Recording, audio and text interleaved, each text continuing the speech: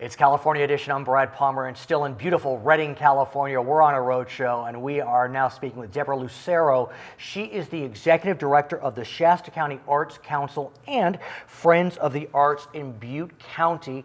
There's no doubt we're surrounded by beauty. That's undeniable. But at the same time, it's hard to kind of envision an arts culture, an arts environment north of San Francisco. You're changing that. Yes. And I'm just going back to what the old masters did. Van Gogh didn't have to look around too hard to find beauty in nature, and that's what arts does, is it's always about nature, and nature inspires. And so I guess I would challenge the rest of California to discover what we have up here. To say that this area is not inspirational is an understatement. I mean, literally behind us is the Sacramento River. It is ravishing. We went to Shasta Dam. Sure, the water level's lower than we'd like, but also magnificent.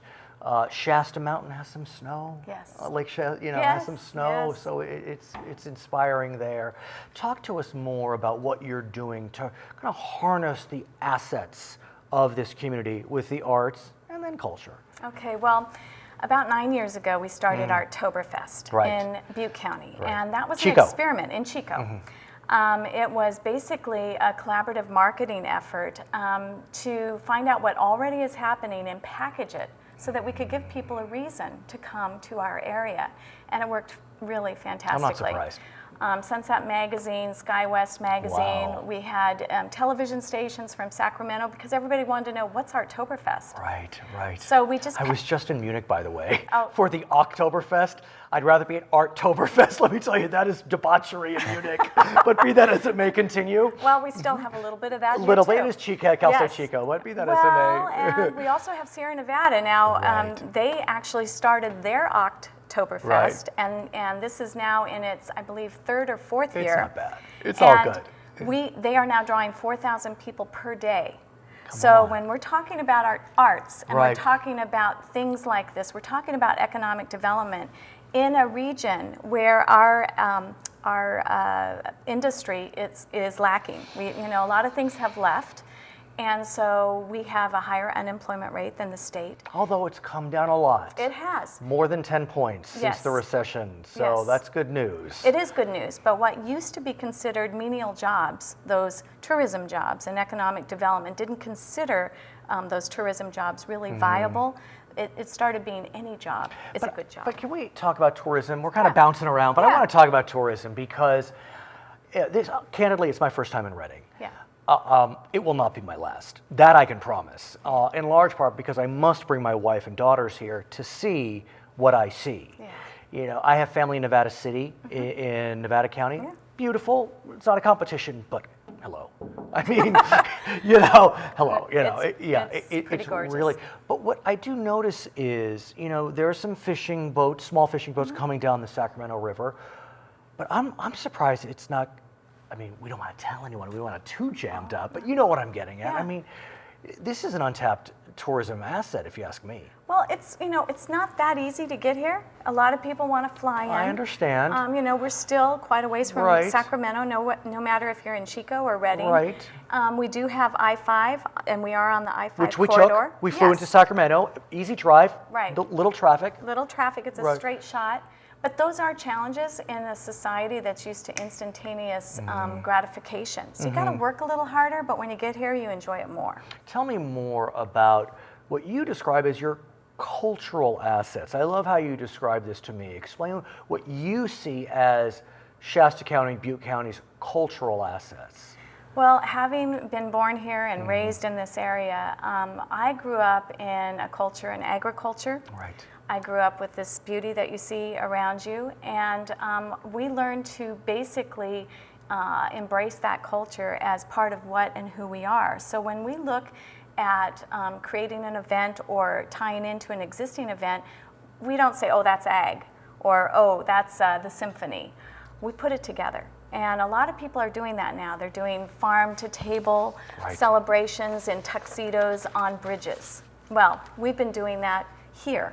It's just a little bit different experience. You're not going to have 2,000 people. You may have 250 people. Although I recently was speaking with Mayor Bassetti. Yes. And he has really developed quite a little attraction with the 45s baseball team. Absolutely. And so where you used to get, maybe hundreds of people a night, Right. he's getting thousands of people a night. Which is good. Which is good. And it's part of the kind of the culture of entertainment. Right. And building that community connection that I think is so critical. I was also speaking with, if I may, I think her name, the councilwoman Sullivan. Francie Sullivan, and we were talking about economic development Yes. and tourism, and she mentioned this company to me, Sea Breacher, Yes. an amphibious watercraft toy manufacturer here in Reading. And so that's, to me, yet another example of trying to harness the assets. Correct.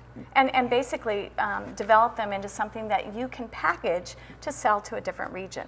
And it's not hard here. We've got so many things. A lot of people go, yeah, but is there good food? Are there restaurants? What about wineries or breweries or things to do Right. at night? We've got that. Right. Winterfest is an example. Yeah, tell us about Winterfest. Winterfest is something, this year is the first year. We basically modeled it after Oktoberfest, and we looked at when is the least overnight stays occurring. Oh, I understand. Okay, so December, January, February, very slow months. But yet we've got Mount Shasta as a backdrop. We've got skiing. We've got snowboarding. We've got we've got miles and miles of biking trails and hiking trails. Literally. But in addition to that, we have incredible theater. We're just an hour from Ashland. We're very influenced.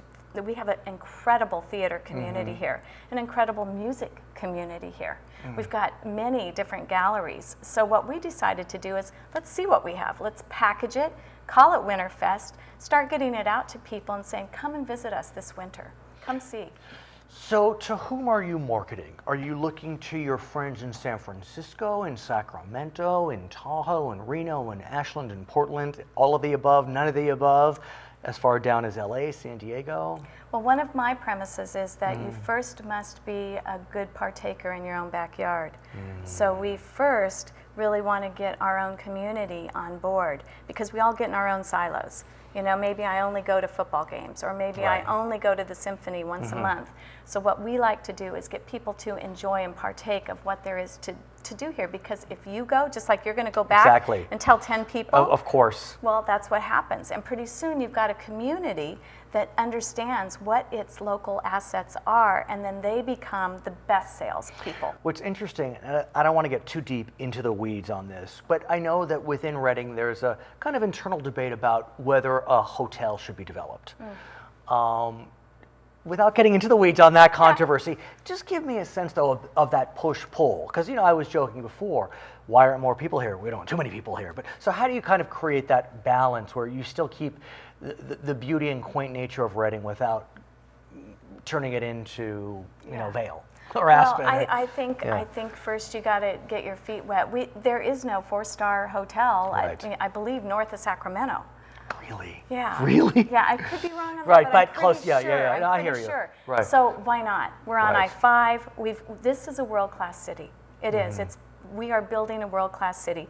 The Sundial Bridge is like the Eiffel Tower. It is beautiful. It's iconic, and it's one of 7 in the world, 8 that were created by this particular artist. And we have an opportunity. You can see the world-class recreation that we have here. And now arts and culture, we're putting those out on the table. You mentioned airport, though.